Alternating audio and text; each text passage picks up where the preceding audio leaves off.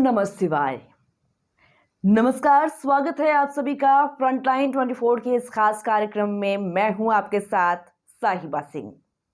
हर साल फागुन मास की कृष्ण पक्ष की चतुर्दशी तिथि को महाशिवरात्रि का पर्व मनाया जाता है। इस दिन महादेव के भक्त शिव महिमा में डूबे नजर आते हैं। महाशिवरात्रि शिव गौरी की पूजन के लिए सबसे उत्तम दिन माना जाता है। यह शिव और शक्ति का मिलन का दिन है। कहा जाता है कि इस दिन शिव जी ने वैराग्य जीवन छोड़कर गृहस्थ जीवन में प्रवेश किया था। महाशिवरात्रि के दिन भगवान शिव और माता पार्वती का विवाह हुआ था। शिव भक्त भोलेनाथ की विशेष पूजा अर्चना करते हैं, व्रत रखते हैं। आइए जानते हैं महाशिवरात्रि का पूजन विधि और शुभ मुहूर्त। इस पर बात करने के लिए हमारे साथ जुड़ रहे हैं पंडित सूर्यकांत कश्यप जी। हर हर महादेव। आप सभी दर्शकों को मेरी तरफ से शिवरात्रि की हार्दिक शुभकामनाएं। इस बार जो शिवरात्रि का व्रत पड़ रहा है, बहुत से लोगों को यह शंका है कि शुक्रवार को पंडित जी शिवरात्रि है या शनिवार को। तो इसमें कोई भी मन में शंका ना करे कि शिवरात्रि का व्रत शुक्रवार है या शनिवार है। शुक्रवार को ही हम लोग महादेव माँ पार्वती के विवाह के उत्सव अर्थात महाशिवरात्रि का व्रत मनाने जा रहे हैं। इसमें कोई भी शंका ना रखें। सब कोई, जितने भी भक्तगण हैं, सब शुक्रवार का दिन और तारीख जो रहेगी वह 8 मार्च रहेगा। इस दिन महाशिवरात्रि का व्रत मनाए, भगवान की विधिवत पूजन। आगे ये जानना चाहेंगे कि महाशिवरात्रि के दिन पूजा का शुभ मुहूर्त क्या है। महाशिवरात्रि पूजन के मुहूर्त की बात तो भगवान शंकर की पूजन की मुहूर्त में कोई आवश्यकता नहीं है, लेकिन जो विशेष मुहूर्त है वह है कि आप दिन भर भगवान की पूजन करें, लेकिन संध्या 7:15 से पहले आप इस बार भगवान शिव माता पार्वती की शिवरात्रि की जो पूजा है वह आप कर ले, क्योंकि 7:15 के बाद पच्चक का आरंभ हो जाएगा। तो इसलिए मेरे तरफ से अनुरोध रहेगा सभी भक्तों को कि आप 7:15 से पहले आप माता पार्वती भगवान शंकर की विधिवत पूजन कर ले। पंडित जी, आगे आपसे ये जानना चाहेंगे कि महाशिवरात्रि की पूजन विधि क्या है। किस प्रकार भक्त जो है वो गौरी शंकर को पूजा कर प्रसन्न करें। रही बात भगवान की पूजन की विधि, तो भगवान शंकर और माता पार्वती की पूजन आप किस प्रकार करें।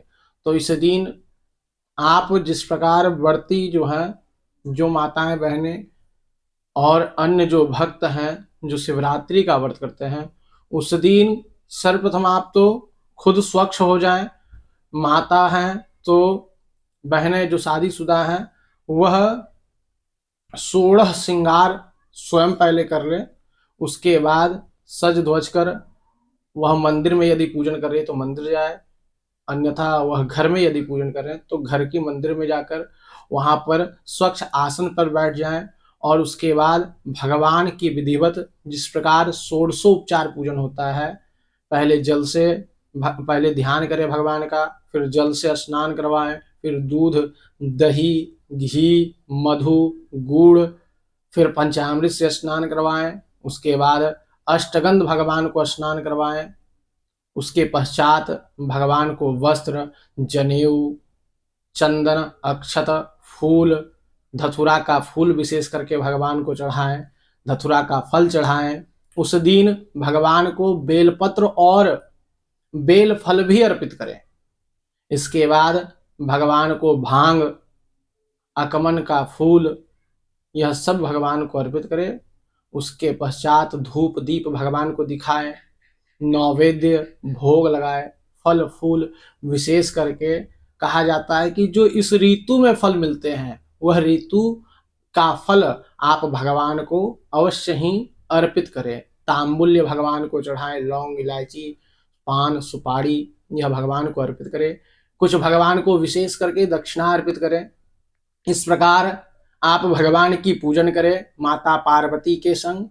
विशेष करके यदि आपके जीवन में जो माताएं हैं उनका अगर शादी वैवाहिक जीवन सुखपूर्वक नहीं बीत रहा है, तो हम माता को श्रृंगार का सामान अर्पित करें।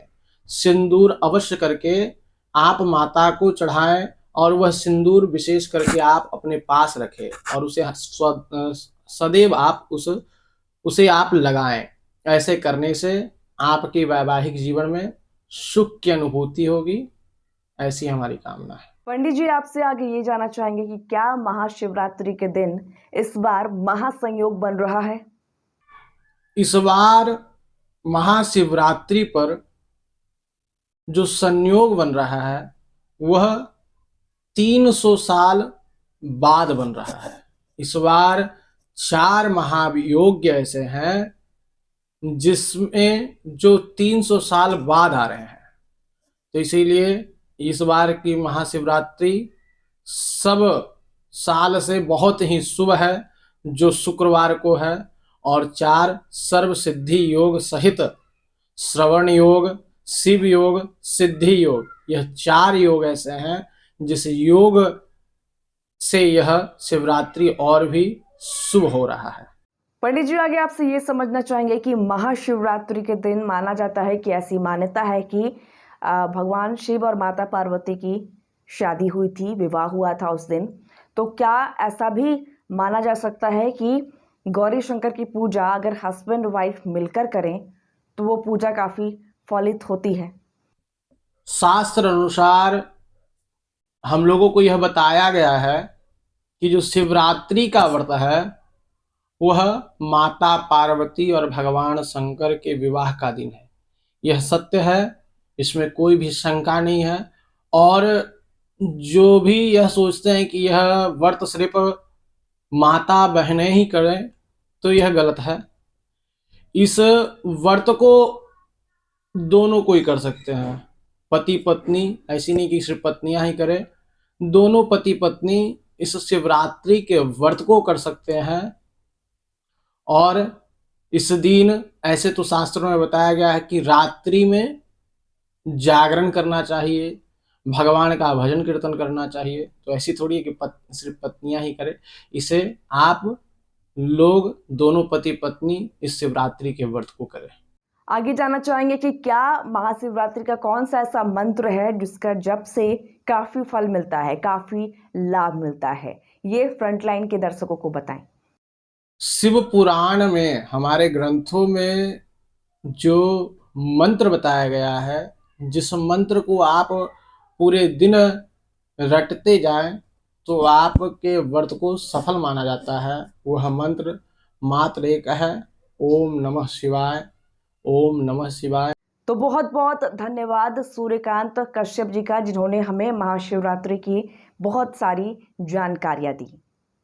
बता दें आपको कि महाशिवरात्रि में भगवान भोलेनाथ और माता पार्वती की पूजा अर्चना की जाती है और इस दिन काफ़ी दुर्लभ संयोग भी बन रहा है। आपको बता दें कि प्रदोष व्रत और महाशिवरात्रि एक दिन पर रहा है, जिस वजह से ये महापर्व हो जा रहा है और महासंयोग भी बन रहा है। बता दें आपको कि इस दिन पूजा अर्चना करने से आपकी जो मनोकामना है वो पूर्ण होती है। इस दिन माता पार्वती और भगवान शिव दोनों का आशीर्वाद आपको मिलता है।